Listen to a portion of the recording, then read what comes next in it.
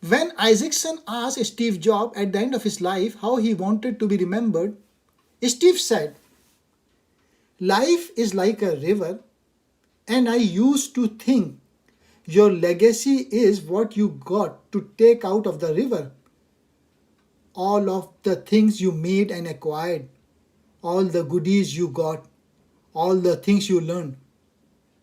But now I realize that life is about what you get to put into the river, the ideas that you get to contribute for future generation.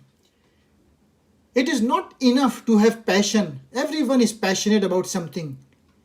You have to connect your passion to something bigger than yourself." Genetic destiny is a central theme of The Codebreaker. The Codebreaker, it is the biography about Jennifer Doudna. This book was written by Walter Isaacson.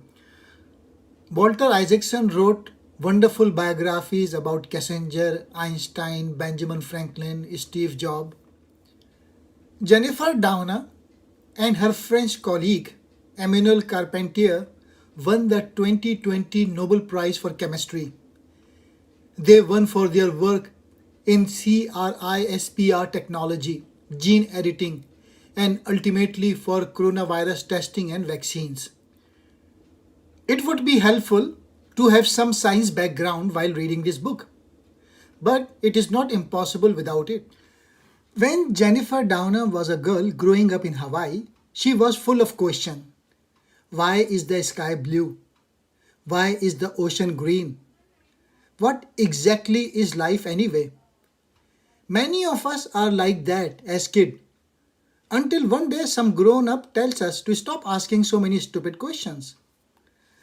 Most of us take that advice. But Jennifer Doudna never lost their childlike sense of curiosity and wonder. We should follow our curiosity wherever it leads. But once we get there, we should turn what we find into something of value. The book starts with Doudna's early life in Hawaii, but quickly deviates to James Watson and Francis Crick's efforts to define the structure of DNA. When Jennifer was in sixth grade, she read the book The Double Helix. She became enthralled by the intense drama behind the competition to discover the code of life. Even though her school counselor told her girls did not become scientists, she decided she would. Driven by a passion to understand how nature works and to turn discoveries into invention, she would help to make what the book author James Watson told her was the most important biological advance since his co-discovery of the structure of DNA. The past half century has been a digital age based on the microchip, computer, and internet. Now we are entering a life science revolution. Children who study digital coding will be joined by those who study genetic code. Jennifer Doudna, she did the PhD from Harvard. She decided to partner with two women to study RNA. Jennifer and her colleagues came to understand that RNA is a lot more interesting than DNA. Whereas DNA sit in the nucleus of our cells, curating information and never going out or doing much of anything. RNA ventures to the outer regions of our cells and oversees the building of proteins. Jennifer realized that RNA could have incredible applications as a messenger in vaccines or as a guide for gene editing tool. The Codebreaker is predominantly about CRISPR. However, the author has tried to create a book. This is more similar to a biography than a traditional popular science book. He has centered the book around Nobel laureate Jennifer Doudna and has used her as a touchstone throughout the book to link the overall narrative. Jennifer Doudna, she is a genuine heroine for our time, maybe the code breaker of the book's title, but she is only part of Isaacson's story. Jennifer Doudna, Gene Editing and the Future of the Human Race. This book covers, in chronological order, a time span of 160 years from Darwin's publication on the origin of species in 1859 to the development of mRNA vaccines against the coronavirus in 2020. After fellowships and postdoc programs at the University of Colorado and Yale, she joined the faculty at the University of California in 2002. In 2006, she learned about CRISPR. Isaacson has done an excellent job of describing complex biochemistry and genetics in an easy to digest manner. Jennifer got the inspiration from her parents and others and her great curiosity, a trait in common with Steve Jobs, Leonardo, Einstein. What motivates scientists and what makes science work? What gives its application in our daily lives as the information technology revolution has in our lifetime? Are scientists motivated by money or fame or power? A starting point leading to the discovery of the gene editing system is the year 1990, when Francisco Mojica, in sequencing genome regions of Archaea, a kind of bacteria, spotted 14 identical DNA sequences which repeated at regular intervals, and between them were spacer segments. The editing of our DNA can actually start before a fertilized egg is implanted in a woman. If the woman's family has a history of heart disease, the gene that causes the disease can be edited out, ensuring the child is not born with that condition. The same with diabetics and certain cancers and diseases. It can also edit the genes that could make a person taller, muscular, and more intelligent. And yes, indeed, there are many ethical questions. Jennifer Doudna was raised in Hawaii, where with blonde hair and blue eyes, she says she felt like a complete freak. But she loved exploring nature in the surrounding meadows and sugarcane field, and was encouraged by her father and a biology professor to think about a life devoted to science. That interest was ignited when her father gave her a copy of James Watson, The Double Helix, a lively account about the discovery of the structure of DNA, for which he won a Nobel Prize in 1962. Jennifer Doudna got the education from Harvard, Yale, and University of California, Berkeley, where she head the Department of Chemistry and the Department of Molecular and Cell Biology. Jennifer Doudna is an exceptional scientist whose work changed the world. CRISPR might be used on human genes. They first have to discover CRISPR, the acronym for clustered regularly interspaced short palindromic repeats. The Japanese scientist was the first to discover the repeat structures in a bacteria. Jennifer and her colleague discovered how bacteria defend themselves against their old enemy, the virus. The bacteria cut up some of the DNA from the virus and then implant them on themselves so that they can identify the invading virus when they attacked again. They discover how exactly the bacteria cut up the virus DNA.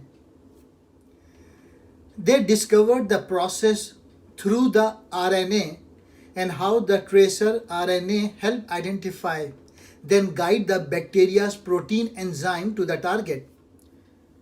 Ethical issues involve not only the big question as to whether we should allow genetic editing in humans, but also the subsidiary question of when we are ready for it.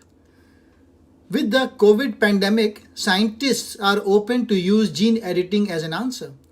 They are also working on other diseases like Alzheimer and cancer. Francisco Mojica, the Spanish scientist who first spotted CRISPR in bacteria inhabiting salt ponds in the 1990s. Isaacson also paid tribute to many others who, in their own way, contributed to the understanding and the development of gene editing. At the end of the day, the discoveries are what endure. We are just passing on this planet for a short time. We do our job and then we leave and others pick up the work. In early November 2018, twin girls, Lulu and Nana, were delivered by cesarean section in a Chinese hospital. Their birth probably would have gone unnoticed outside of the family, except for one factor. They were the world's first gene-edited babies. A Chinese scientist, He Jiankui, edited their embryos in an effort to protect them from being infected with the HIV virus using a gene-edited tool called CRISPR. The announcement of designer babies was met with horror and outrage, particularly in the scientific community. He lost his job and was sentenced to 3 years in prison. RNA is a molecule in living cells that is similar to DNA, but it has one more oxygen atom in its sugar phosphate backbone and a difference in one of its 4 bases.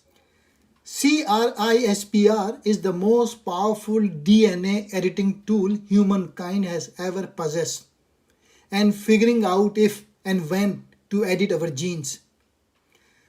The story of CRISPR's discovery is convoluted, from labs in Japan to salt ponds in Spain to a yogurt factory in Wisconsin. In short, CRISPR is an ancient defense system that bacteria use to kill viruses by shredding genetic material. A team led by Feng Zhang at the Broad Institute, a private Harvard-MIT partnership, first edited human cells, which are more complicated, more importantly medically, and far more lucrative. In the end, Zhang won the patent for human cells. A furious Jennifer Doudna challenged this in court, arguing that Zhang had done nothing except take the next easy and obvious step in technology she pioneered. Isaacson has no doubt that the invention of CRISPR and the plague of COVID will fasten our transition to the third great revolution of modern times. Those revolutions arose from the discovery, beginning just over a century ago, of the 3 fundamental kernels of our existence: the atom, the bit, and the gene. Saying we are learning the language in which God created life, to quote from President Bill Clinton at a White House event celebrating the Human Genome Project, hints at a handier analogy. The science of genetics seems to gin up rivalries. James Watson and Francis Crick versus Rosalind Franklin in the 1950s, Craig Venter and Celera versus Francis Collins and the Human Genome Project in the 1990s. These days, it is Jennifer Doudna versus Feng Zhang in a potentially multi-billion-dollar battle over the DNA editing technology, CRISPR. Competition spurs us to do amazing things. In 2012, Jennifer Doudna and her team at UC Berkeley started racing a scientist named Feng Zhang and his team at MIT and Harvard to see who could be the first to use CRISPR to edit human DNA. Their competition led to breakthroughs. Both teams finished their research in January 2013 and filed for patents they are still battling over. Isaacson explores the moral or ethical issues about gene editing. Would it be wrong to do so? Or would it be wrong not to do so?